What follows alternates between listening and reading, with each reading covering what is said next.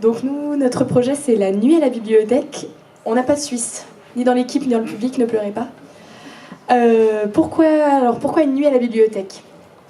Puisqu'il faut présenter le concept, d'abord parce que c'est pour proposer à des gens qui n'ont pas toujours le temps ou l'envie de venir à la bibliothèque, de voir un peu l'endroit autrement, et surtout pour créer du lien en proposant finalement une expérience singulière, vous allez le voir, et conviviale. La nuit, c'est d'abord le temps qu'on a pour soi, chez soi, les moments où on a un petit peu d'intimité, de détente. Et donc inviter le public la nuit, ça lui donne l'occasion de s'approprier les espaces dans un contexte beaucoup moins formel que ceux auxquels ils peuvent être habitués. Et donc de montrer le lieu sous un autre jour, en l'occurrence sous une autre nuit.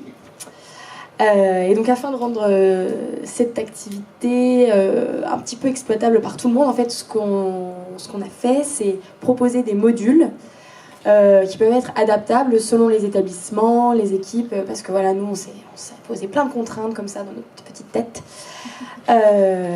Donc en gros c'est une boîte à outils et on prend ce qu'on veut prendre et voilà, on laisse ce qu'on veut ou ce qu'on doit laisser. Donc on a 6 grands espaces, on va les détailler un petit peu plus après, mais en gros on aura d'abord un espace sommeil, puisque ça s'appelle la nuit à la bibliothèque. Il y a des petites étoiles, vous avez compris, on va dormir. Du coup, dans l'espace sommeil, il y aura forcément des matelas, ça va être un espace un peu plus calme, Cali va en reparler. Mais on ne vient pas juste dormir dans cette nuit-là. Donc on va proposer un espace cinéma, un espace musique, un espace atelier et jeux de société, un espace jeux vidéo, parce que nous aussi on est hype, on n'est pas suisse mais quand même, et un espace histoire. Et toutes ces propositions sont encadrées par 2 temps forts, à savoir le dîner, d'où le petit moment convivial, qui va être donc un dîner participatif. On va inviter nos invités justement à nous faire goûter à leur merveille. Et le petit déjeuner, qui là sera offert par la bibliothèque, avec un petit cadeau de nos magnifiques badges, avec notre petit logo, comme souvenir de ce petit moment. Voilà. Donc là, vous l'avez compris, ce qu'on vous propose, c'est vraiment, disons, notre nuit idéale à la bibliothèque, mais vous pouvez tous en prendre une partie seulement.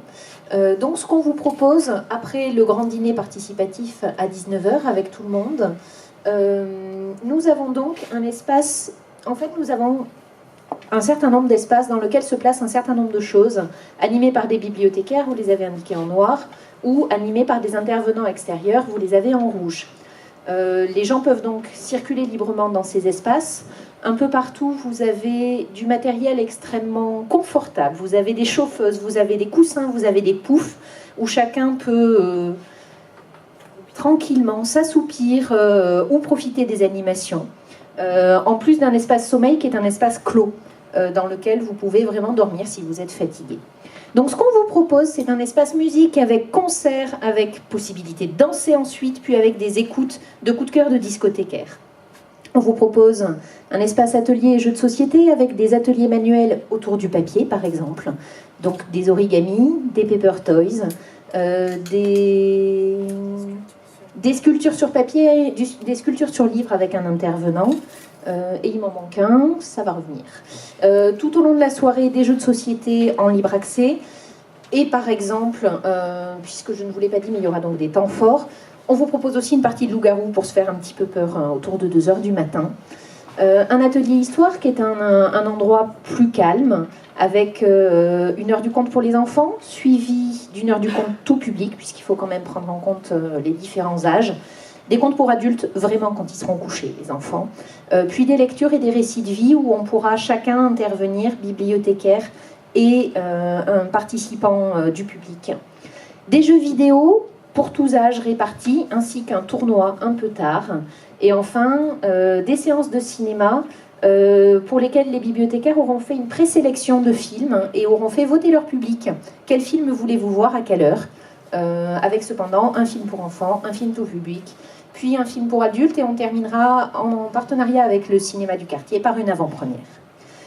Tout ce temps-là, vous avez un jeu de piste dans la bibliothèque, quand vous voulez, comme vous voulez. Une fiche vous est remise à l'entrée et vous pourrez ainsi découvrir des espaces que vous ne connaissez pas. Et on termine par le petit-déj.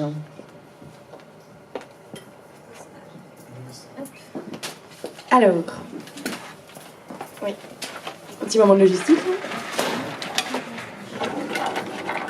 C'est bon, là, la partie sérieuse est terminée.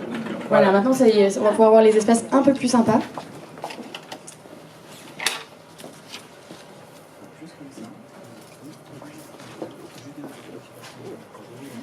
Alors il faut avoir un petit peu d'imagination sur notre plan. Ah bon, encore plus du coup.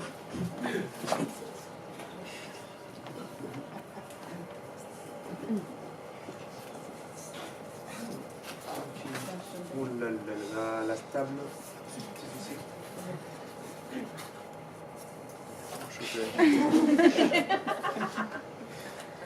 C'est pas grave. Mais je vois du direct. Ouais, c'est Ouais, bon. super. C'est mon texte.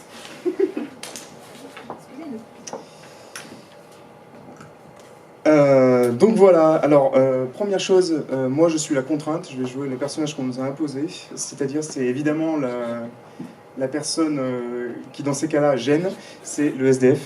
Donc je m'appelle... Attends, c'est où? C'est là. Je m'appelle Frédéric, voilà. Pour venir, je me suis inscrit à l'avance. J'avais 2 chiens, mais j'ai pu les refourguer à la Green Bib, qui est pas loin. Merci, Green Bib. Merci. Du coup, voilà. Alors, pour la description n'est pas forcément bien faite là, mais je suis très grand, chevelu. Oui, il y a un truc très précis hein, au niveau de. Voilà, les chiens, effectivement. Voilà. Donc voilà, en fait, je vais évidemment profiter des services proposés par la bibliothèque ce soir. Je me suis quand même dit que comme j'allais pouvoir manger à l'œil, ça va être quand même vachement cool. Donc je viens évidemment pour le dîner participatif au départ. Donc, hop, je m'installe à la table. Alors là, je grignote pendant une petite heure et demie. Ensuite, je décide... Ouah, je glisse. Pourtant, j'ai pas bu ce soir. Finalement, je me dis que bon, bah, ça va bien de manger, mais bon, il faut profiter aussi des services. Du coup, je vais écouter de la musique, parce que c'est bien funky. Donc voilà, je vais me mettre là. Hop, je vais même, parce que j'ai été un guitariste évidemment, je vais en jouer devant tout le monde. C'est participatif toujours. Et puis, je vais y passer encore une bonne heure et demie avant de me diriger vers la salle de cinéma où il, ma foi, propose des films vachement sympas. Pour adultes, en plus. Je dis plus où elle est là. Hop, voilà. Donc je m'installe confortablement sur les outils de confort. Et là, je commence à somnoler doucement. Le sommeil s'en vient. Et je me dis, je vais profiter du couchage. Parce que c'est quand même vachement bien. Je vais pouvoir passer une nuit vachement confortable. Et hop, je vais donc dans la chambre commune, surveiller bien évidemment, où je vais pouvoir dormir et passer une super nuit avant d'être réveillé doucement par des bibliothécaires le matin vers 6h du mat, qui vont m'amener prendre un petit déj qu'ils auront préparé à mon intention et me régaler. Il faudrait réinstaller la table, je ne vais pas le faire, mais voilà. Et là, ils grignotent avant de vaquer à ses occupations, d'aller récupérer ses chiens à Green Bib et de faire du sport pour la nature. Voilà.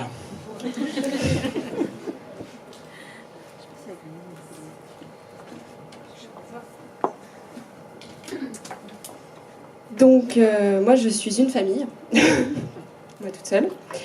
Je vous les présente. Ça va aller. Donc, nous avons Carmilla, Samantha, ce sont des sorcières. Voilà, c'est leur travail à plein temps. Samantha est sourde, mais qu'est-ce que la surdité face à l'amour? Et elles ont adopté un petit garçon, Hermion. Ça, on n'y peut rien. Donc ce pauvre enfant quand même a un prénom pas facile, il est roux, il est adopté. Il a 2 mères qui sont sorcières. Bon, voilà. Heureusement, il va à la bibliothèque toutes les semaines, ce qui l'aide à surmonter ses problèmes d'identité. Voilà, donc dès qu'elles ont vu l'affiche dans la section jeunesse, la famille s'est inscrite pour participer à la nuit à la bibliothèque. Donc je ne vais pas ressortir la table, mais elles ont apporté leur soupe, faite maison. Miam. Voilà.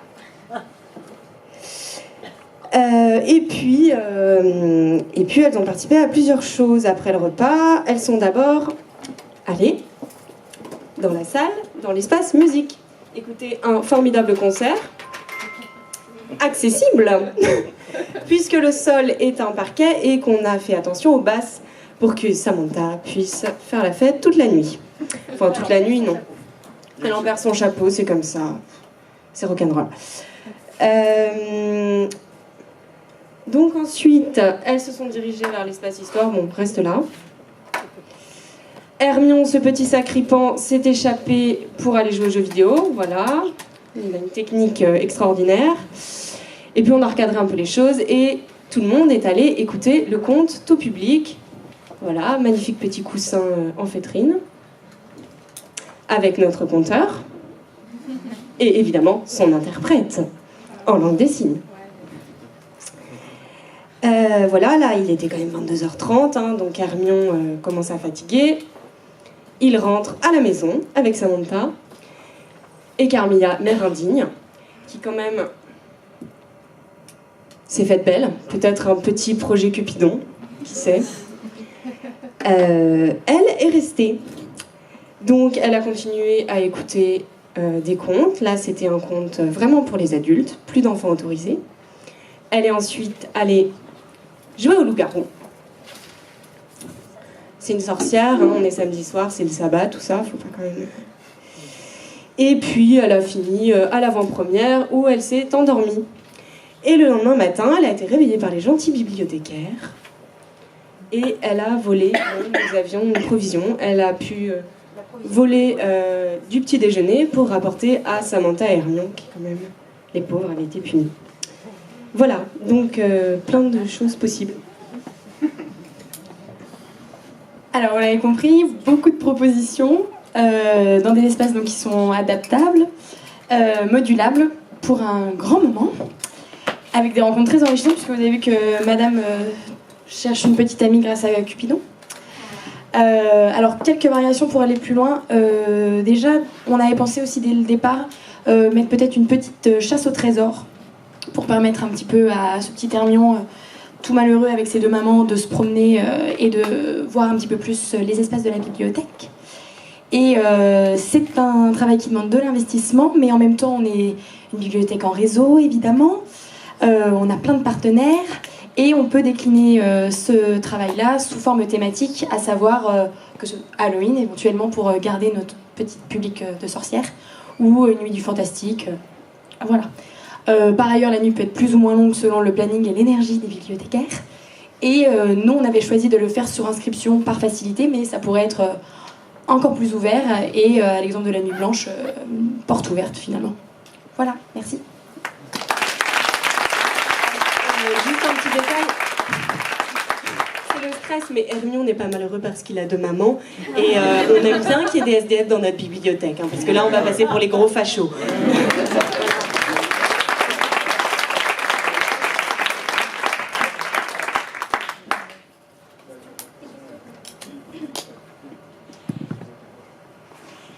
On vous a assommé. Qu'est-ce que font les bibliothécaires du coup? Ils organisent plein d'ateliers eux-mêmes, il y a des intervenants un peu partout. Alors oui, on a une partie d'intervenants extérieurs, effectivement pour les choses pour lesquelles on n'est pas du tout bon. Mais alors, pour les contes, par exemple, adultes, on a un compteur. Mais sinon, ce sera partiellement les bibliothécaires. Les bibliothécaires vont un petit peu moduler les espaces aussi parce qu'il va falloir quelqu'un au cinéma, à la vidéo. Les bibliothécaires animent partiellement aussi l'espace des jeux, puisque ça fait un petit peu de bruit tout ça, un petit peu d'espace. Voilà. On t'a mis en rouge, écrit en rouge tout ce qui est assuré par des intervenants extérieurs. Ça fait beaucoup de choses assurées par les bibliothécaires, mais comme on est des super-héros, c'est normal. Voilà. À propos de super-héros, c'est non mais on encadre, hein, c'est tout. C'est spontané, une fois dans l'année ou plusieurs, il y a des rendez-vous. Oui, alors j'ai peut-être pas été là. Oui, alors du coup, on se disait comme c'était quand même pas mal d'investissement, notamment parce qu'il va falloir faire dormir les gens, donc matelas, etc. Ce qu'on a peut-être, là où on n'a peut-être pas été clair non plus, c'est que les enfants rentrent chez eux. On ne dort pas avec les enfants. Donc on pensait effectivement le faire bouger d'une bibliothèque à l'autre de manière relativement régulière. Et là où on s'est dit que parfois on était un petit peu ambitieux par rapport à nos moyens, c'est que du coup, on peut choisir de décliner que le cinéma et la musique, ou que, voilà, c'est un petit peu... voilà. Au début, on partait sur une fois par an par bibliothèque du réseau, mais éventuellement renouvelable le plus souvent, ça en cas de succès. C'est comme tu dis, c'est modulable. C'est modulable, ouais. Adaptable avec aussi les espaces que vous avez dans la zone de bibliothèque. Les Oui, c'est ça, des Enfin, espaces. de Les bureaux. bibliothèque. Les bureaux. Avec les espaces. D'accord. Donc chaque bibliothèque, peut s'inspirer d'un ou plusieurs parties que vous allez faire sur le cadre. Vous êtes en partenariat avec la bibliothèque Eros? Eh bien, figurez-vous que... Alors attendez, non, voilà, justement. On a parlé, mais alors, ah oui, ce qu'on n'a pas avait une précisé autre ici, contrainte. on ne peut pas filmer, dommage. Notre petite contrainte, c'était tout est interdit, tout interdire. Donc, en fait, dans notre espace nuit, tout est interdit, tout pour les héros, pas de dessin, sauf dormir. Voilà. Voilà. Et on remercie beaucoup, tout est ouvert pour le prêt de la chaise longue. Ça, c'est top. Le message est au mur pour l'espace sommeil. Voilà.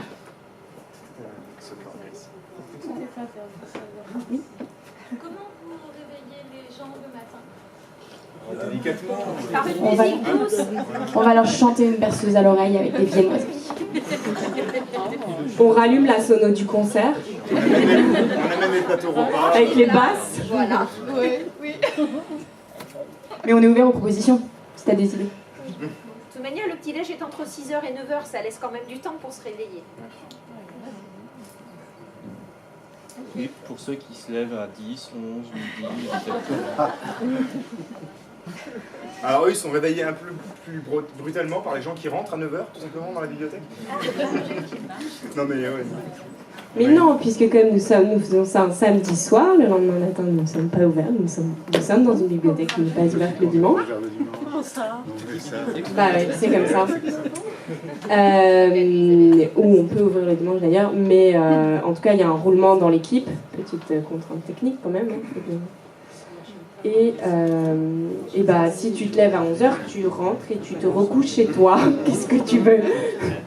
C'est comme quand on va faire les nuits au cinéma, on voit 3 films, après on rentre chez soi.